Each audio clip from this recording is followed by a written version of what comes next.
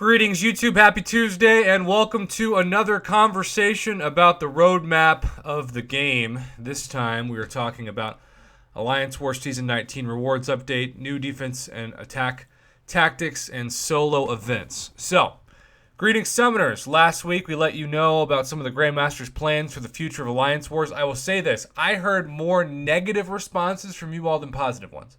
Maybe some were considered neutral, but I certainly didn't hear an overwhelming amount of people who are like, oh, I hate Alliance War, but now it's going to be great. However, maybe today we'll get some of you on board. Who knows? Today, Grandmaster would like to share with you more information on new defensive tactics, attacker tactics, and a Season War rewards update. Okay, this season, the Grandmaster is doing away with the two least used defensive tactics, updating one and introducing a couple of his own creation. The Grandmaster has removed Dodge and Crush from the pool of defensive tactic choices. These two defensive tactics did not prove very popular among alliances. The Grandmaster wanted to replace them with some that he hopes will bring more variety to Alliance Wars. Bulwark has been updated. The description now reads, Metal Defenders are immune to armor break debuffs. Whenever a Metal Defender loses more than 7.53% of their max health with a single strike, they gain an indestructible buff for 6, 8, and 10 seconds. This indestructible is removed when the attacker finishes a special attack and goes on cooldown for 10 seconds when indestructible buff ends for any reason. Cooldown reduction of 5 seconds. Stubborn is a new defensive tactic. Whenever a defensive defender's attack misses, is evaded, or dodged, they gain 1, 2, 3 indestructible passives. 1 indestructible passives are removed whenever the attacker blocks a hit or is struck. Well, that sounds like loads of fun when you're fighting a rank 3 6-star defender. Protect is the second newly added defensive tactic. Whenever the attacker deals more than 300% of their base attack in a single hit to a size large or size extra large defender, the defender gains a stack of protection, reducing all damage taken by 10, 20, and 30%. Stacks of protection are capped at 4, and the defender loses 2 stacks when they are intercepted. God, I'm still so bad at intercepting, and I'm reminded of that every time I fight a Nihilus, that would be a nightmare. Attacker tactics. Okay. To further incentivize more diverse wars and to give summoners and alliances a more interesting experience, the Grandmaster is also introducing attacker tactics. He wants summoners to use them to help address the key threat that is presented by the corresponding defensive tactic. Okay, that's always made sense, and I've always kind of wondered why they didn't do that, because Incursions, of course, was a step in the right direction of attacker tactics, hacks, whatever you want to call them. Keep in mind, these tactics are determined by the defensive tactic that your opponents have selected. Each attack tactic empowers the same category of champions that benefit from the defensive tactic and gives them a benefit on every fight during the war, regardless of whether or not the defender benefits from a defensive tactic. Now, that's good to know. Protect. If the attacker is size large or size extra large, they gain an unstoppable passive for 3 seconds whenever the defender is knocked down. Stubborn. If the attacker is defensive, their well-timed blocks grant them 15% perfect block chance for 10 seconds. Bulwark. If the attacker is metal, the potency of their damage over time effects is increased by 35% for each damage over time effect already on the defender. That could be good. Flow. If the attacker is a controlled champion, the last hit of their heavy attack reduces the potency of the defender's power gain effects by 35% for 15 seconds. That could definitely help those of you who are haunted by what I call flow PTSD after all the stories you've told me. Siphon. If the attacker is villain, their special attacks grant them 2,500 block proficiency increase for 15 seconds.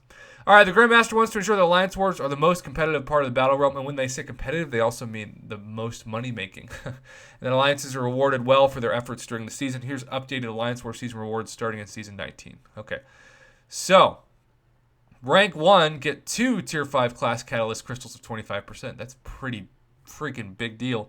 Rank 2 and Rank 3 get an additional 1. Master gets 2 Tier 5 class Catalyst Crystals of 10%.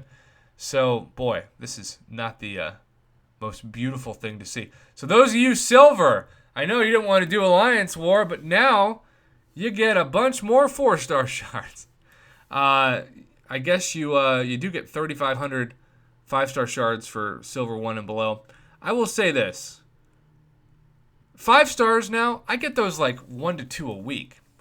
So if you're telling me that Gold 1, you get 10,000, which is, a 5-star basic worth, that still feels to me like the amount of 5-star shards I could easily get in a month, certainly, like 2 years ago.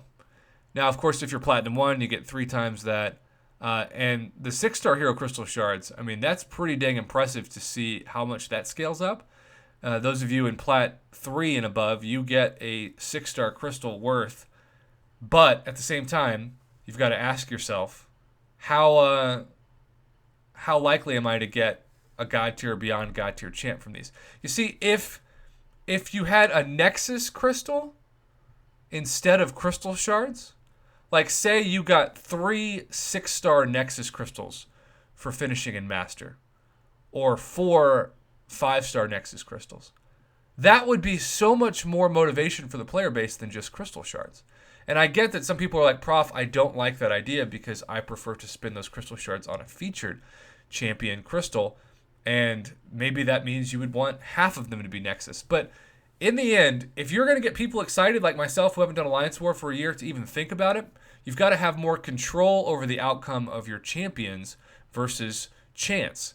And right now, with the crystal shard system and how small a percent it is to get a champion you're targeting, especially in the basic crystal, but even in the featured where it's just 4.2% for a drop rate, it's just not that tempting. And it's way more tempting and way more pro player to just wait and get the shards elsewhere for monthly events, arena, etc., than it is to jump into Alliance War and spend a lot of your glory, which is also the cost benefit I've heard from summoners. They said, Prof, I haven't been able to really enjoy the glory store changes in Alliance Quest because I find myself using so much glory on pots for revives and especially potions for Alliance War. Well, that might be a sign that you just shouldn't do Alliance War, because I get half a tier 5 basic every time Alliance Quest finishes, and or a fourth of a tier 5 basic and a fully formed tier 2 alpha just for completing 1 week of Alliance Quest, and it's mainly map 5 and a little bit of map 6 for my Alliance. New titles and badges. I guess this is important to some people. Earning the World Champion title 5 times grants defending World Champion, and winning it 10 times grants undisputed World Champion.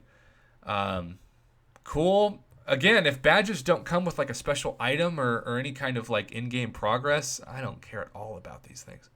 Maybe it's just me though. Hidden nodes. After hearing our summoners' feedback concerns about the way that hidden nodes are being utilized in the new map, we're going to be removing hidden nodes from the map while we work on improving their implementation. Well, thank God.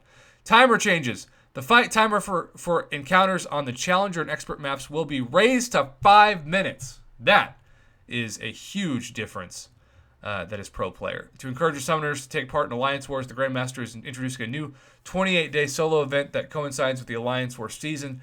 This event is geared mostly toward newer summoners and will give points for participating and making actions in Alliance Wars. Well, I can tell you this. I'm not going to care at all about missing out on this thing. But congrats, I guess, to those of you who are looking to do the solo event.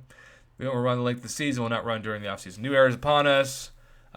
Season 19 starts July 8th. New defensive tactics will be available to try on July 1st. Excuse me. All right, so timers are changed from 5 minutes. The rewards are updated. You've got attacker tactics.